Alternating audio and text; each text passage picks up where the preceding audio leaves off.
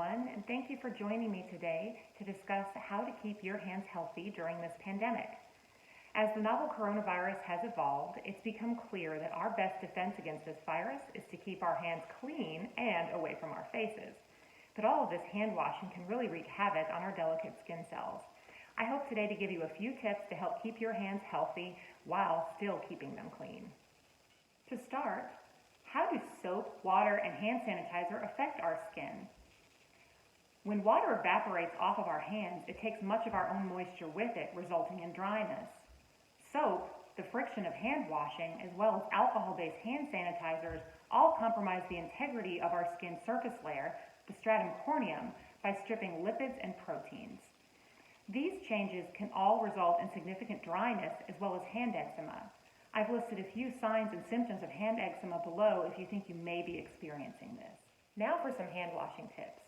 The CDC recommends washing for 20 seconds, but that doesn't mean the water needs to be scalding hot. Room temperature and lukewarm water are just as effective and much gentler on your skin.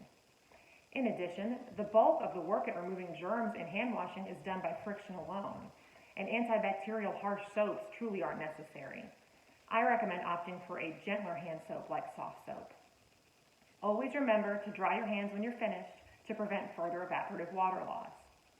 As for hand sanitizers, studies show that hand washing is far superior to hand sanitizers at killing germs. However, if you're on the go and don't have access to a sink and soap, I recommend looking for a fragrance-free hand sanitizer, and always one that contains either 60% ethanol or 70% isopropanol. So here's the real key to protecting your skin. After you wash your hands, apply a moisturizer immediately every single time. I recommend having a pump of lotion or moisturizing cream next to each of the sinks that you frequently use. You can use a cream or a lotion, but here's the difference. Creams are thicker and therefore more effective, but they take longer to absorb and often feel sticky after you apply them. Lotions have a higher water content, which means they're thinner and slightly less effective. However, they absorb very quickly and won't leave that sticky residue behind. Here's a great overnight tip that can make a huge difference. Just before bed, apply a thicker cream or ointment-based moisturizer like Aquaphor, then wear white cotton gloves overnight. The gloves amplify the absorption of your moisturizer, restoring your skin barrier and allowing you to wake up with softer, healthier hands. If you've tried all of these tricks and your hands are not responding, you've probably got more than just dry skin.